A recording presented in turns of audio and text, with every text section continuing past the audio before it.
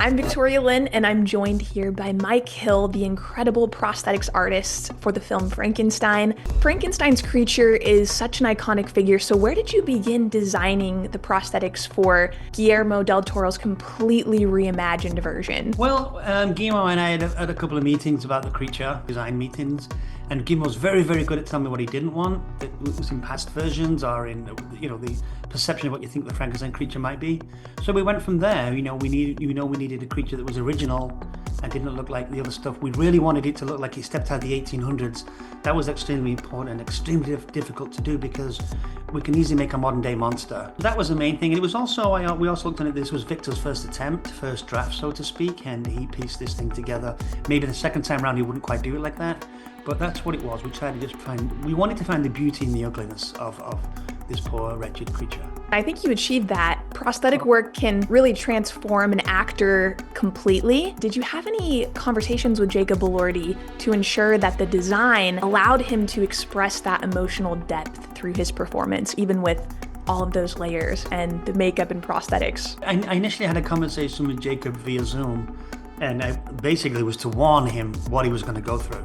Because it's the best thing to do is just warn somebody, hey, this is going to be very claustrophobic, this is a lot of hours, this is a lot of time, but the character needs it. And luckily we did have Jacob Elordi who welcomed that so much, and he's like, no, nothing's too big for me to do. I want to make this character perfect. So that itself was amazing, to have an actor who's going to agree to this, because some of them really don't like it, and I don't blame them, but Jacob really welcomed it. He knew what he was in for, and then for the first time I met Jacob, it was just to try the wig on him, because we'd made some previous wigs and I was hoping I could adapt them to fit him. So he came in and we did that, and we tried the teeth, just the wig and teeth on him. And right there and then I was staring his face down bad. I'm looking at what's what. And I knew because of his general very manly square-jawed face, I could make the makeup so much more subtler, because I can use all of this, it's his own anatomy. I don't have to put a rubber strong chin on him. He already had one. So I knew we could make the makeup so thin enough that Jacob could really express beneath this, because Jacob's got these wonderful big doughy eyes, like Boris Karloff's monster himself. So I knew that was the point. And Guillermo is very good at expressing that, to say to you, like, this is what we need people to look at. If you start making a rotted, torn off nose here or blah, blah, blah, that's where people's focus is, and we need to be on his soul. So all the makeup had to go in to direct those lines, all direct you to look at Jacob's eyes. Such a drastic transformation. How many hours did Jacob spend in your chair?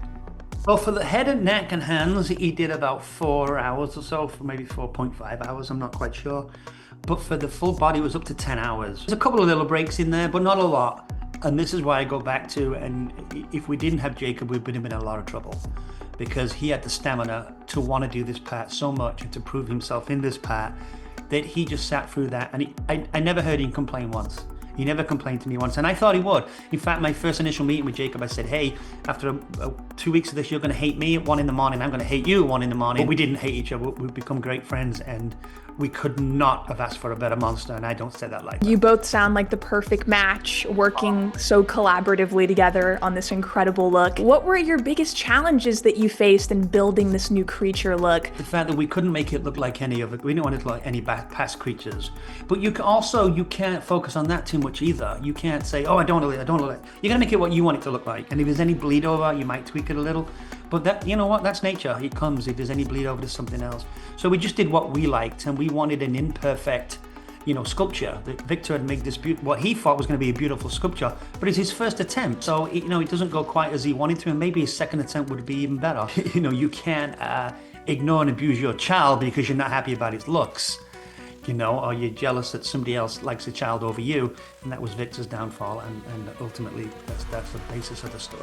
In film, it often blurs the line between beauty and horror, so how did you approach creating something that was so haunting, but still so human, and staying true to the director's vision at the same time? It was a lot of sketching, it was a lot of sculpting, it was a lot of looking at the creature's face in side lights, and he's still supernatural. This is a Walking Dead man at the end of the day, but also with enough pleasantries so that you can look at this creature and not be put off by it, and I'm sure that Jacob's strong jaw and big eyes really helped with that. Thought of it as a toy or a doll or something that he'd made that he just didn't make very well, and maybe he dropped it and pieced it back together again. There's beauty in that. There's beauty in abstract. There's beauty in ugliness, if I dare to say.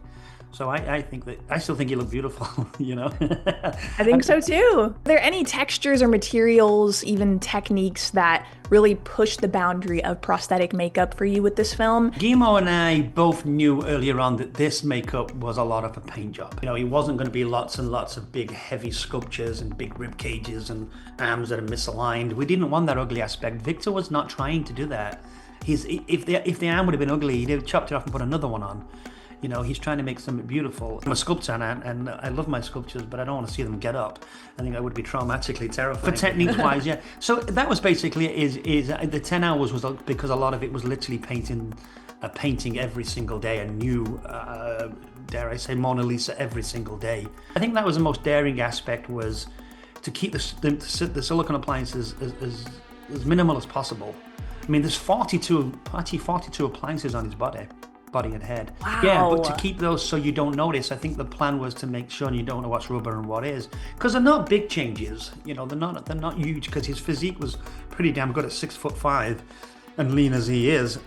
I mean, he that did the job for me right there. You know, that was an amazing canvas to put it on. Absolutely, I think he's perfect for this role. Rather than drawing from the classic image of the creature that we have all seen before, how did you and Guillermo collab to create something that was so entirely new and that just feels still so emotionally connected to the story at the same time? Basically, we made what we think it should look like. Guillermo's quote a lot, you know, he wanted Victor to be almost a rock star, a David Bowie type person who's a really fine artist. You can imagine David Bowie making this creature, you know. So that's what it was. We just wanted something there was beauty in its ugliness. Up a very nice porcelain doll, you glue it back together, it's still the same doll, it just has these ugly cracks through its face. And that's what, unfortunately, the world itself only judges you on those cracks, it doesn't judge you on the demeanor beneath.